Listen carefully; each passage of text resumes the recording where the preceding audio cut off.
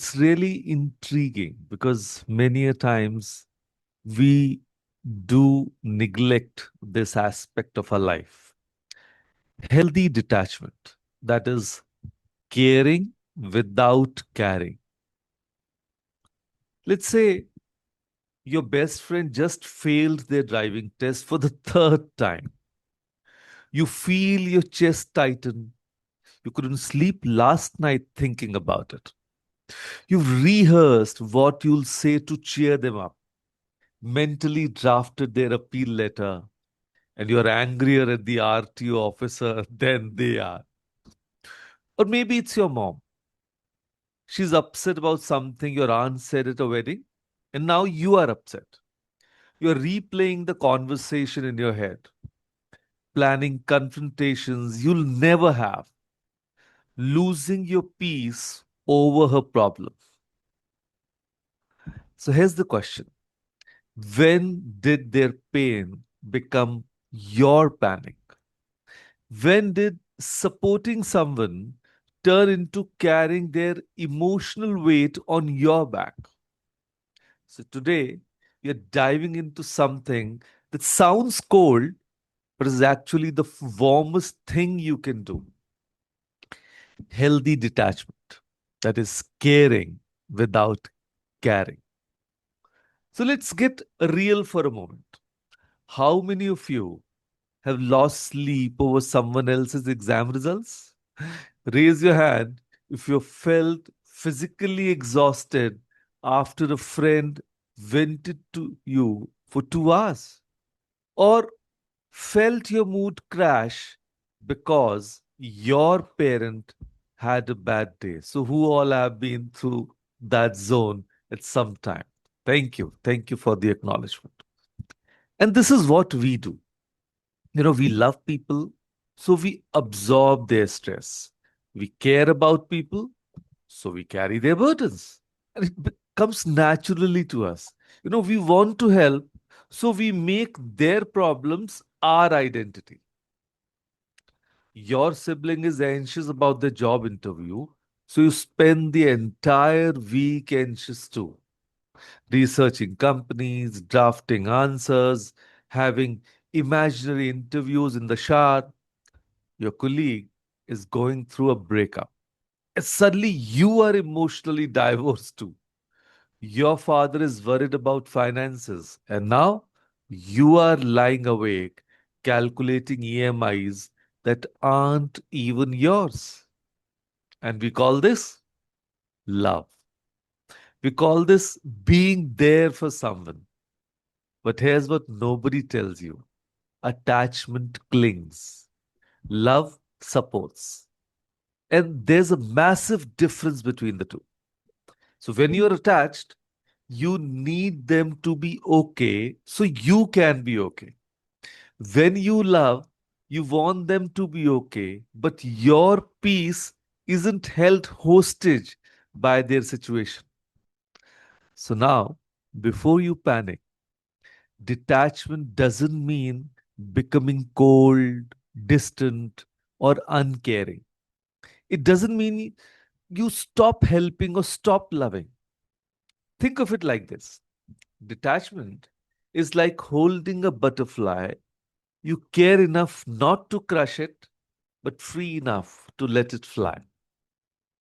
Healthy detachment is empathy without emotional enmeshment, is the ability to care deeply without drowning, to be present without being possessed, to support without becoming a sponge. Don't you think how beautiful is that? So let me paint you a picture. Your friend calls, devastated because they didn't get the college they wanted. With attachment, you spiral with them. You feel their devastation as their own, as your own.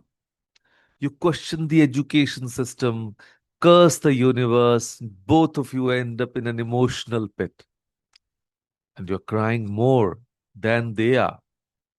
You carry that heaviness for days. And with healthy detachment, you listen fully. You validate their feelings. I know this hurts, and it's okay to feel disappointed. You offer perspective if they want it. But when you hang up, you don't carry their grief home. You trust they'll process it. You've supported them without absorbing their pain like a sponge absorbs water. See the difference? You are the lighthouse, not the lifeboat. You shine the light, but you're not drowning with them. So is the uncomfortable truth. Over involvement leads to burnout, not just in relationships, but everywhere. At work, you are the person who says, "Don't worry, I'll handle it," when your teammate messes up. Now you are doing double duty, staying late, and they are playing BGMI while you are burnout. At home, you are the emotional shock observer. Everyone dumps their stress on you: parents, siblings, cousins, maybe your spouse, and you carry it all. You become the family therapist, and no one asks, "How are you doing?" And with friends, you're always the crisis manager. Every breakup, every job loss, every fight, they call you. And you show up. But who is showing up for you? And when did caring become a full time unpaid job? So this isn't sustainable. You can't pour from an empty cup. And you definitely can't pour from a cup that's overflowing with everyone else's problems. Healthy detachment isn't being selfish, it's survival. It's recognizing that you can hold space for someone without letting their chaos rent space in your head. So, how do we actually practice this? So, here's the shit: learn to observe emotions instead of absorbing them. I repeat, learn to observe emotions instead of absorbing them.